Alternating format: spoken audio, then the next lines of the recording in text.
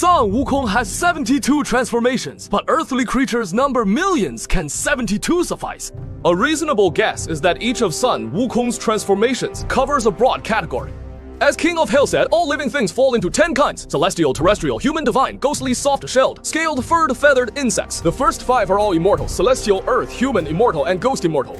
These insects may sound like your classmates, but they actually refer to all customs, else Sun Wukong would have to change with extreme precision. Zhang San counts one form, Tom counts one form, Big Garlic counts one braid. Once 72 transformations came out, Ling Tai Fengtun Mountain would be gone. The pilgrimage for scriptures couldn't rely on makeup, so subtract 10 transformations here. 62 left turn rocks clouds or a nanolithography tool, that is plenty. Of course, there's another plausible theory. Sun Wukong's 72 transformations aren't 72 changes, but 72 supernatural powers. Just this full screen right here. According to this view, Sun Wukong uses just shape, shifting among his supernatural powers. Those who've read the original work know this theory makes more sense, since in the original, Master Puti taught Sun Wukong just 3 things. The original work clearly states the immortality formula. This string on screen makes no mention of supernatural powers. The somersault cloud was fast. Just look at when Sun Wukong fought Erlang Shen with one leap. He landed straight at Erlang Shen's hometown, Guankou. Though he came right after, when he got there, Sun Wukong had already finished one full round of cosplay. Just imagine how fast he must have been. But fast as it is, it has no link to transform to imitate heaven and earth or spitting out chewed hairs as supernatural powers. Some say why chew monkey hair is a Pika habit, eh? No, the original work indeed says so chewing them makes more, which means saving hairs. That makes sense too else. He'd have plucked all the way to dead and no tonsure when he attained Buddhahood. The first 2 of these supernatural powers lack skill sets, so his spells must stem from the 72 earthly fiendish techniques. If this were true, it explains why Sun Wukong isn't good at fighting in water, since there are just a few here tied to Water Lord. Strip out those who walk on water, and those who mimic Kun splitting seas, only one lets you stay submerged, and even then, you must keep making finger gestures during incantation. So many folks get it wrong, saying Sun Wukong isn't good at water fights. Just look when he roared in Dragon Palace with his golden cudgel. That golden cudgel swirled like dance moves, scaring Prime Minister Tortoise right into his shell. How unskilled in water fights could he be?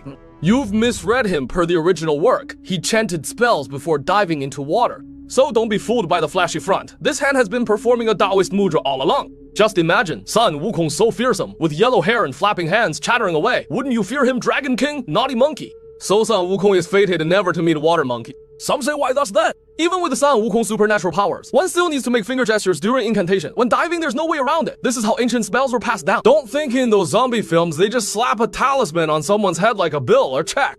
Core mantra incantation, hand seal footwork, none may lack. Take this one for instance. I don't know if there are folks watching this who have military training next year. Well, I'll teach you this rain praying formula from the Shenxiao Thunderites. This line here is the core mantra. When drawing charms, say 1 word per stroke. Just mutter it in mind. Once drawn, hold the talisman in your right hand. Then find a river, lake, or sea. If none are near, use a basin of water. Worst case, a toilet will do. Just find a spot with water and toss the talisman in. Left hand forms Ch.22 palaces. Composition, mudra rocky style, and chant a line on the right white dragon horse hooves to the west. This spell is now complete. You might find after doing all this that, wow, there's a huge downpour. Don't forget to turn off the shower before moving on. Don't believe it, just a joke. This works great, no droughts in ancient time. Whenever we speak of Sun Wukong's supernatural powers and might, one question always arises. Just how powerful was Master Puti who taught him all these skills? Though this figure never fights in the original work, there are still some subtle clues in the original work, hinting at just how formidable he is. Like the one we just mentioned, Master Puti's eternal life secrets for Sun Wukong. We will skip the Yuantong and Zhongtong parts first. Just look at the last 2 lines. Klongpu Xing, reverse use. Once done, become Buddha or immortal. We won't dwell on how wild inverted 5 elements are. Just see Buddha, immortal. Whoa, Tathagata and the 3 pure ones wept straight away. Bro, how can you just switch roles willy-nilly? No rank caps or promotions, twixt Buddha and immortal. The Jade Emperor went blank. Ha, I've lived 200 million years, yet no immortal in the heavenly court could moonlight as the Buddha. Could they? And what's truly scary is that Sun Wukong, after becoming immortal, eventually attained Buddhahood, the victorious fighting Buddha, whom anyone who sees would exclaim, oh my, the victorious fighting Buddha. This isn't a spoiler. So Bodhi wasn't just boasting, mind you. Of course, Tang Sanzang attained Buddhahood as the Buddha of sandalwood merit. In his past life, he was the Tathagata's disciple, Golden Cicada. So for Tang Sanzang, this isn't a switch job. Sun Wukong first immortal, then Buddha. So the ultimate question tree Master Puti is so powerful. Just who is he? Online, many theories exist. Some say he is Venerable Sub-20, U016 BTI, a disciple of Buddha. Proof of first, their names are shared. Second, Venerable Sub-Chen U016 BTI is famed for teaching emptiness. Doesn't that match why he named this monkey Wukong Zam? Heard this and suddenly said, oh right, that makes sense. But what does Wukong and Kong mean exactly here? This is quite easy to grasp. Let me give you an example to clarify. Look at this stick in my hand. It's just a stick to me. For ancient women, it was a hairpin. Paired up, it became chopsticks. If no paper in the loo, it served as a handy tool to boost friction. If Laoba uses it in the loo, it's still chopsticks. The thing stays the thing. But in different contexts and to different folks, its name, use, and meaning all shift. This belief that all things in the world, their names and natures, shift with the mind's changing views is called emptiness in this philosophy. Back on track now, let's look at Ch.22 here. Is he Master Putino? He definitely isn't. He appears in the original work Diamond Sutra looking like a sidekick of the Buddha but weak. So some bright minds wondered, could Master Puti be Tathagata in disguise? His power is vast, but this feels a bit far-fetched. When did Tathagata, a famed Buddhist scholar, learn Taoist magic? Master Puti is aligned with all three schools here, so online came a third theory, a bit more plausible, that he might be a manifestation of Lord Laozi. But there is one issue. In Journey to the West, Lord Laozi had no avatars. He did cross the Hangul Pass to conversion of the barbarians to Buddhism, and indeed understood Buddhist teachings. He did indeed take on Nuwa and Pangu names, and became both Nuwa and Pangu. He had flair, always dressed and acted by his own hand. The original work states that Wukong of the Wu generation was already the 10th disciple. How could he spare time for role-playing games? Does Heavenly Quartz furnace still burn? Are those gold peanut seeds still refined? What do immortals snack on? And his demeanor differs much. Master Puti was serene and aloof indeed. As soon as Sun Wukong emerged from the 8 trigrams furnace, he grabbed Lord Laozi's hand and tried to waltz, only to heave the old man into a headstand. Is that truly in the original work? Who knew Clone can act like a comic star here? No, not quite. So who is he then? No more teasing now. In the original work, when Sun Wukong was still a baby inside the stone, there were these lines: borrow egg to shape monkey, complete the Dao, false horse bridge. His name is City of Adored Elixirs. This is the author speaking. I'll use this immortal stone to birth Sun Wukong and through him, refine my mind and cultivate in the real world. But here's a problem. Just having Sun Wukong leap forth from the stone isn't enough, since the author wasn't here to live the flower and fruit mountain monkey king life. So he must take form as a great sage to teach Sun Wukong the way. And this claim does have supporting proof. Just look at its name, Spirit Platform Mountain, which isn't some factory for Korean phones. It carries deep, meaning those who read cultivation tales know what guard the mind palace means. It means guarding one's mind. Heart chaos and heart in turmoil, both refer to the heart. Those 3 stars here, the 3 dots at the base of Xieyue, still form heart. So then, Bodhi would not let Sun Wukong tell others he had such a master.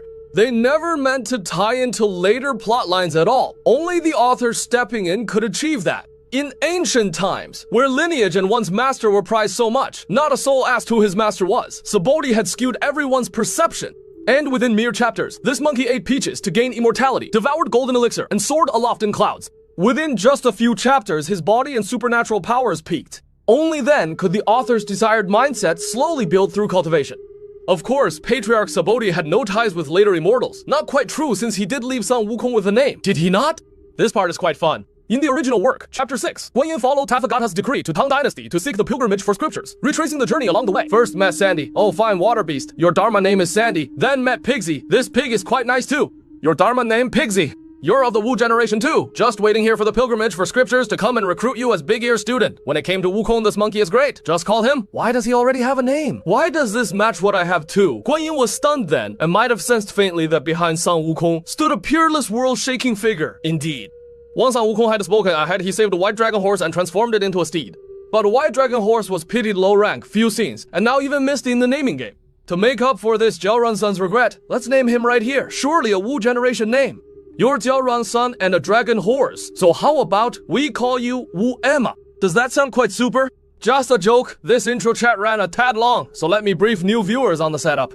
This video is a series show. Just follow my quirky little train of thought and check out the fun little details in each chapter of the original work Journey to the West. Just as Sun Wukong attained the Buddhahood in the end. Who doesn't know the plot of Journey to the West? It's mostly wild speculation, so if you missed earlier parts, no worries, you'll still keep up. Just a brief intro, then. Back to the tale. This chapter sees Pigsy fight Flowing Sand River. Mojia tames Sandy. In this chapter, Sun Wukong, bad at water, met a giant water beast for the first time. Not the Loch Ness one, but Friar Sand, who's even less prominent than the white dragon horse. Once you've heard this chapter, it should clear up 3 of your doubts. First, the trinket on Sandy's neck, those 9 skulls, were they from Tang Senzang's past 9 lives? If that were true, this monk sure is quite fierce. Even in honor of kings with golden cicada, you wouldn't give 8 and keep going. Second, what of Sandy's origins? How did he rise from mortal to a top general in the heavenly court? Why did he break one cup and get demoted by the Jade Emperor with a flying sword pierces the heart each day? And here's the most vital point. Why the pilgrimage for scriptures can't lack Sandy? Without him, the pilgrimage for scriptures would fall apart. Let us skip small talk and get to the main tale. Last time we left off with Tang Sanzang and his crew leaving Yellow Wind Ridge, a rich land beyond the passes. They pressed westward for another month, when suddenly a mighty river surged ahead, churning with deep, swift currents, just like the stretch of the Yellow River where swimming is forbidden. Tang Sanzang stood atop the hill on horseback, yet the river stretched on without end. What river is this? He asked Wukong, have we reached the sea? What now? This river is vast. The Yangtze River, excluding its estuary, peaks at just 6 kilometers and 12 d wide. This flowing sand river is 400 kilometers wide. Whoa, Friar Sand, this bedroom is huge. Makes sense? Of course, since it stems from the Kumtag Desert. In reality, Tang Sanzang near death here. These 4 disciples saw no boats nearby, so they rushed to find instructions, and indeed, not far away, stood a stone tablet with 3 seal characters, reading Flowing Sand River. Further down, there were 4 lines in Jin script, that is Kaishu Which Raid, Realm of Flowing Sand, 800 leagues, weak water deep, 3,000 fathoms.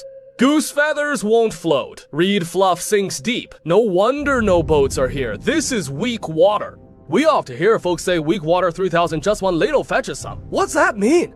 In ancient times, people believed water had strengths and weaknesses. These referred to its ability to support objects, in short, buoyancy.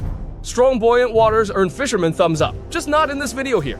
Great water, yet some are so lackluster, weak in buoyancy. Fishermen would say, come on, you're so weak. Please, you are weak. Call it weak water. So this flowing sand river where even goose down won't float is weak water.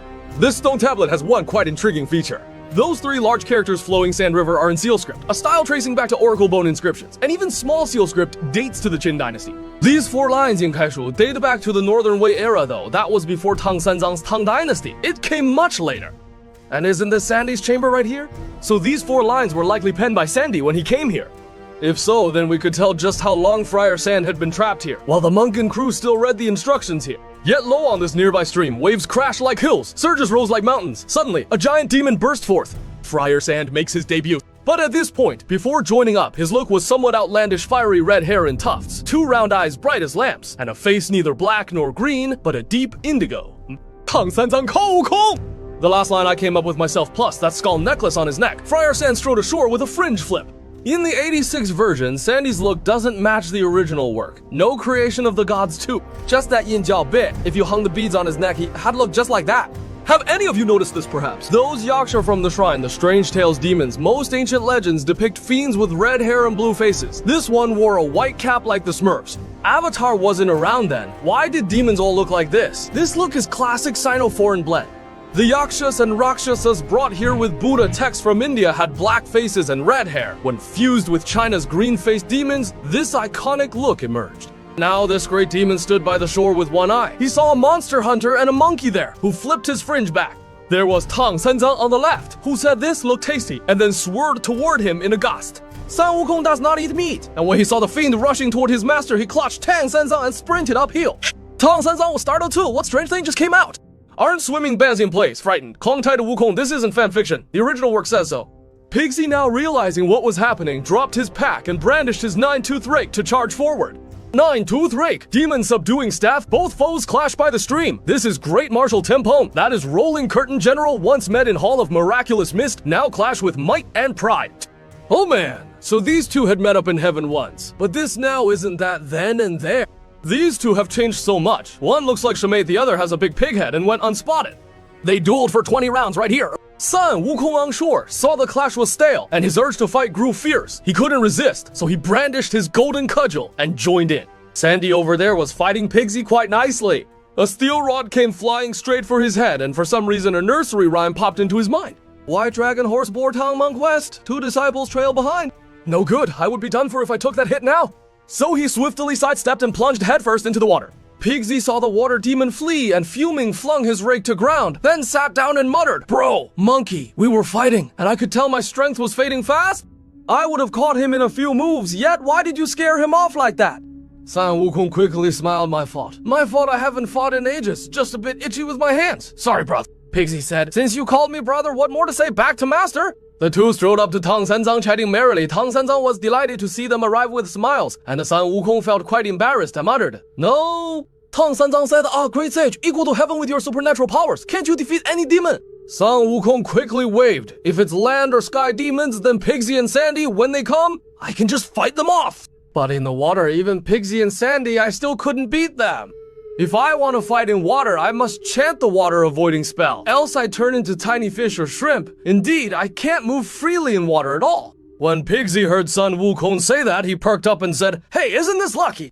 I was Marshal, Tianpeng in heaven, in charge of 80,000 Navy troops. Do you know what the Navy does? San Wukong said yes, they steer common threads to shape opinions. Pigsy said no, the Navy handles all things underwater. That's great. Little brother, just go down the river and lure that non-mainstream out. No boats are near here. He's long dwelled here, knows water well. Let's seize him to help master cross the stream.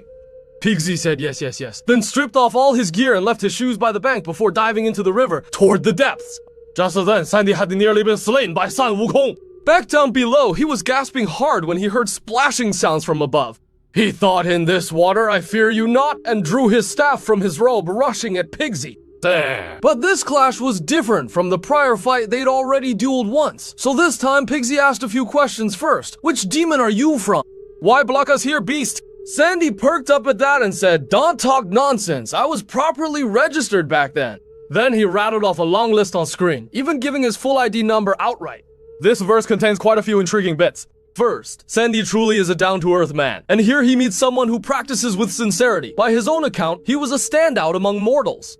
After seeking a master and learning the path, he trained diligently. Then golden light arose. When the Jade Emperor of the Immortal Realm saw his merit, he was kept as a general. This is indeed the standard Heavenly Court merit review process. Though it sounds brief in words, in reality it's grueling, filled with countless trials and hardships to reach this stage. Just one mishap, slap, and crack. He broke Jade Glass, leaving Heavenly Gods soulless and dead. Now let's talk of Sandy's tale. Many folks don't get it. What kind of cup did Sandy shatter in the heavens? Just the Jade Emperor's cup, surely not worth hating him so much. They meant to behead him, but the barefoot immortal pleaded, and he was merely banished to the mortal realm.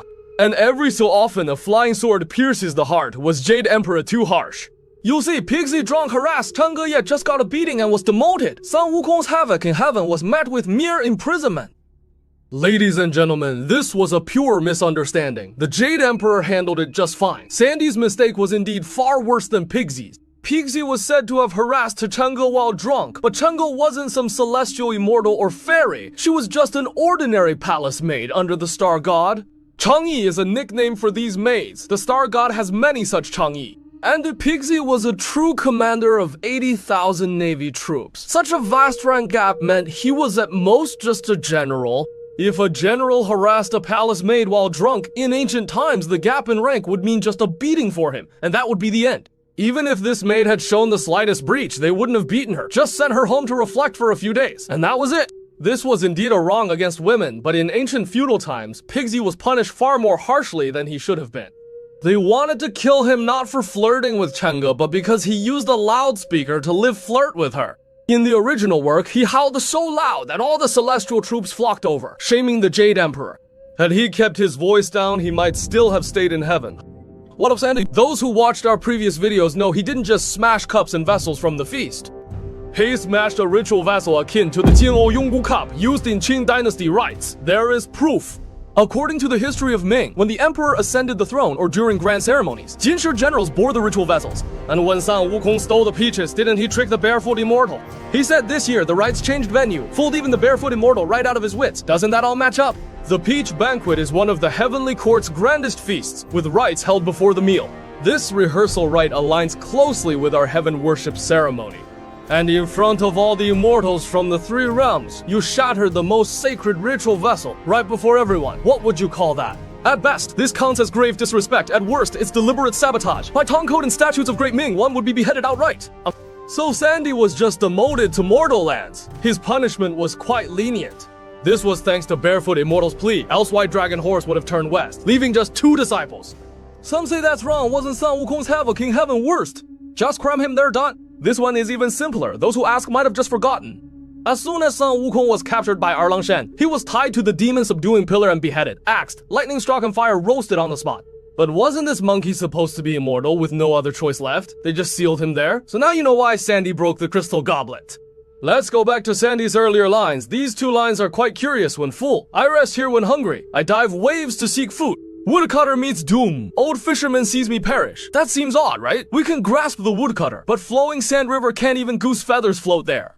But why are there fishers here? To check this out, I even did the math. Can goose feathers float? The buoyancy of a plain goose feather ranges from 0.001 to 0.003 newtons. Its weight ranges from 0.01 grams to 0.05 grams. Based on these figures, for goose feathers to sink in flowing sand river, its water density must be under 100 kg per cubic meter. What does that mean?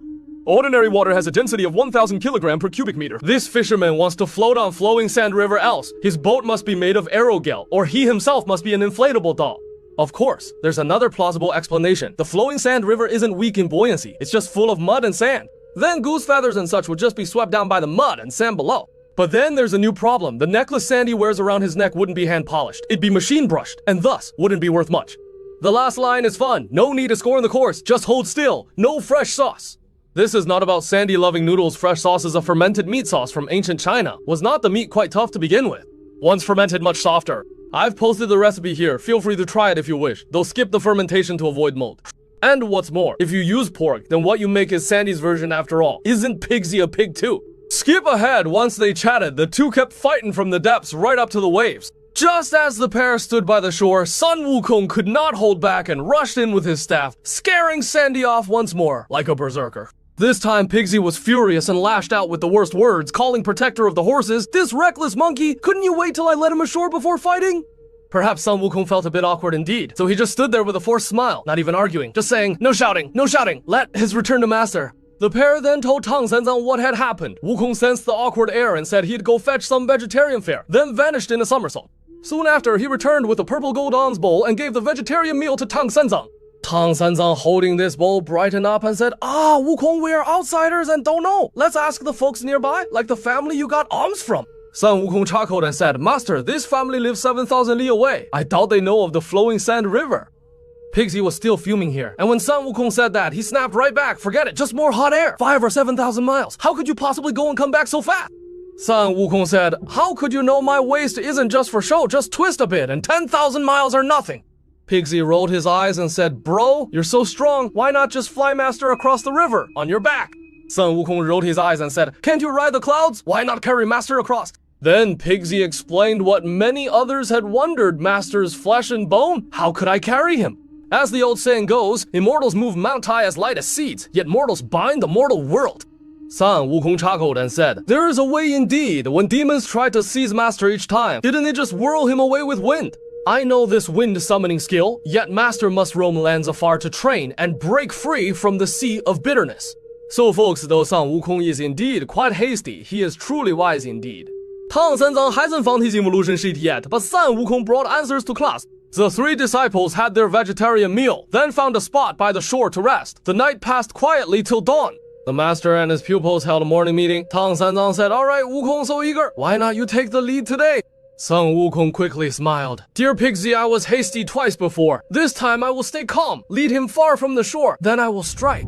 What tricks could there be? Pigsy once more gripped his rake and dove in, found Sandy, and the two clashed again. They fought while exchanging witty quips. Sandy said, "You pig, what weapon are you using to fight me here? Why bring this pigsty rake into the fray?" Pigsy retorted, "What of this veggie pail? Just see if it draws blood when it hits you. 9 wounds at once and no plaster could stop the flow. You call me, what's that lousy junk you're using?" Sandy heard the talk of his rank once more and perked up, saying, "You don't know my treasured staff. Just check this long list I've got." Don't be fooled by his talk. Wood felled by Wu Gan, crafted by Lu Ban, gifted by the Jade Emperor. But in truth, it's just a standard issue weapon. Why so? When we spoke of havoc in heaven last, Sun Wukong's residence of the great sage was built by Zhang and Lu Ban. So Lu Ban is a heavenly court master craftsman, and this weapon was made to their specs. Of course, we shouldn't dismiss Sandy's stuff. It serves a useful role. Let me introduce Sandy's weapon. It can tell manatees from dugongs which look quite similar at first glance. If its tail looks like a crescent moon, then it's a dugong. If like a spade, then a manatee. Got it? Got it now then? Just thank Friar Sand for not harming him. They fought a few more rounds, then Pigsy feigned defeat and retreated toward the shore. But this time, Sandy stayed smart and never left the water. Sun Wukong had no moves left and just stood on shore. Dumbfounded, something must be done. After much thought, there was but one option: seek the overseer of the journey to the west. This part is quite fun. Sun Wukong did a somersault to Mount Puto's Black Bamboo Grove, where he met the 24 celestial deities. Doesn't that sound mighty impressive?